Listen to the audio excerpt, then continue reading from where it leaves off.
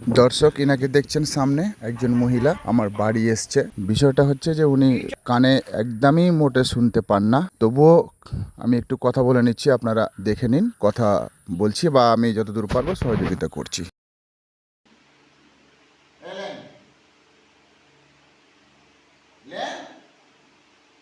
আমি যত পারলাম দিলাম, আর আপনার বাড়ি একদিন যাবো দেখতে, বুঝতে পারলেন? আপনার বাড়ি যাবো একদিন দেখতে, তারপরে যদি আর কিছু লাগে তো ইনশাল্লাহ দিয়ে আসবো। ঠিক আছে কি না? প্রধানের নাম জানেন? প্রধানের নাম জানেন? প্রধানের নাম প্রধান, হ্যাঁ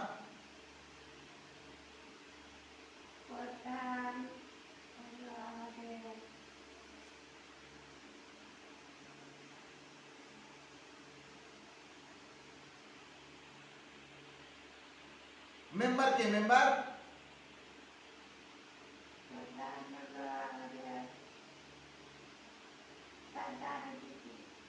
মেম্বার কে? মেম্বার হ্যাঁ কে? নাম কি?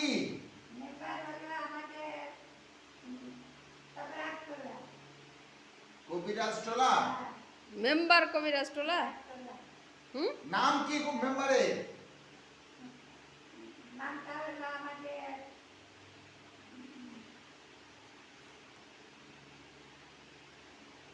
ভুলে গেছি।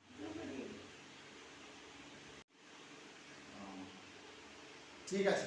সামনে দেখছেন এই মহিলাটাকে, ইনি বলছেন আমি 3 দিন থেকে কিছু খাইনি, আমার একমাত্র ছেলে বহুদিন হয়ে গেল বিদেশে গেছে, আমার বাড়ি কবিরাজটোলা। এই কথাটাই শুধু বলতে পারছেন, বাকি আর কিছু বলতে পারছেন না। উনি বলছেন আমি বাড়ি কি করে যাব, আমার কাছে পয়সাও নেই, অসহায় অবস্থায়। আমি যা বুঝতে পারলাম যে উনি একদমই অসহায়, কিন্তু খুব চালাক, মানে বুঝতে পারা গেল যে উনি কিন্তু খুব চালাক মহিলা। আমি যতদূর পারলাম সহযোগিতা করলাম, দেখলেন। হ্যাঁ, আপনারাও যদি ইনাকে চিনেন তাহলে একটু একটু করে সহযোগিতা করবেন, কিছু না হলেও একটু অসহায় মানুষের পাশে দাঁড়ান, এটাই আমাদের বক্তব্য। আমি ক্ষমা চেয়ে নিচ্ছি, আমার বড় একটা ভুল, উনার অ্যাড্রেস না জানাই আমি উনাকে আমার বাড়ি থেকে শুনলেন দর্শক, এইরকম একজন মহিলার মুখ থেকে বা অসহায় মহিলা বুঝতে পারা গেল, কিন্তু উনি শুনতে পান না, কিন্তু এতই চালাক, এই চালাকের বলে হয়তো উনি জীবনযাপন করছেন। এতই চালাক যে আমি আমার মুখ মানে নড়াচড়া করছে, তাতেও বুঝতে পারছি যে আমাকে মেম্বারের কথা এবং প্রধানের কথা জিজ্ঞেস করছে, কিন্তু উনি বুঝতে দিচ্ছেন না।